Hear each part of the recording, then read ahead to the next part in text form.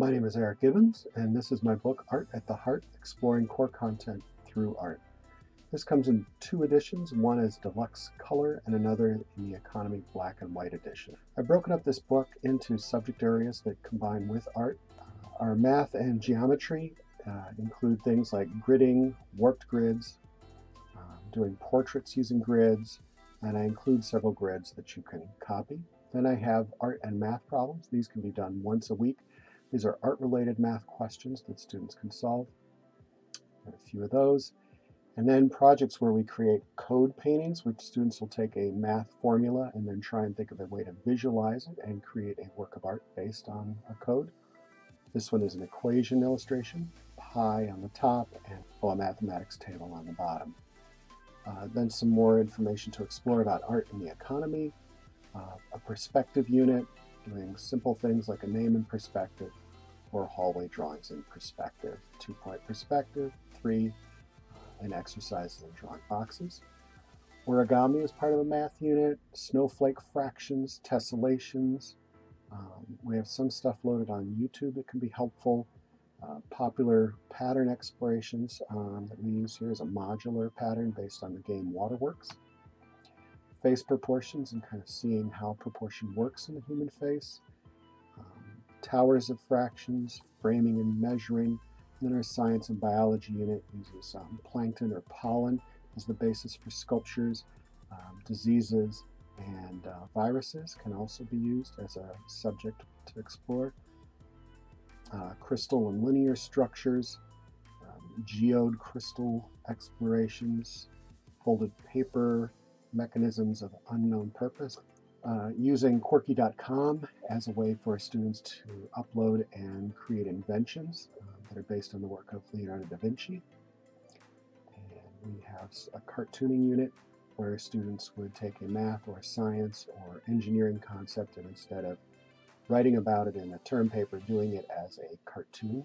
History and science, creating trading cards of famous scientists and their discoveries. Environmental drawings and sculptures, flower dissections, and then some structure units.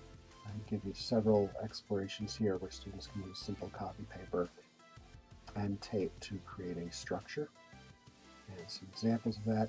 Drawings of decay, where they go back and draw something every few days. Dinosaur egg exploration, environmental sculptures, and then a history unit. Most of art will definitely tie in with history from the Renaissance through pop art and even older if you get into the cave paintings and everything.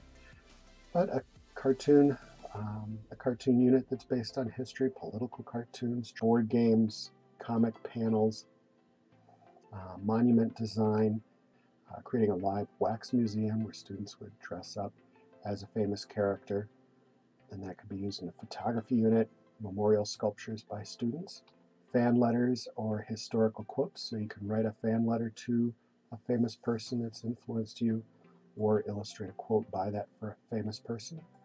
Historical selfies is another fun one that they could do, or a museum tour, walking through history and painting shoes that kind of illustrate the history of a particular area or subject. Altered book ideas, illustrating famous poems. Here I use the example of the Jabberwocky.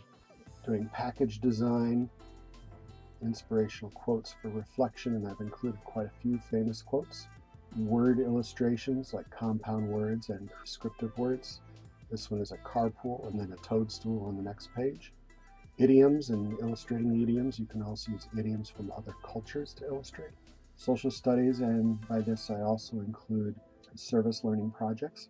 A project on world hunger, cultural hats, sun mandalas. I call this Pens of Power, where we create pens to write about things that are important to us or that exude a certain culture. Masks obviously make a quick and easy connection to cultures from around the world. Using your name in Chinese to show off things that are of interest to yourself. There's a cultural background worksheet where students can work with their parents and kind of find out their own cultural background and use that as the basis of a project. Geography is a fun way to connect to art as well. Doing cartography, topographical map, cultural maps, and then I have some additional helpful information for projects.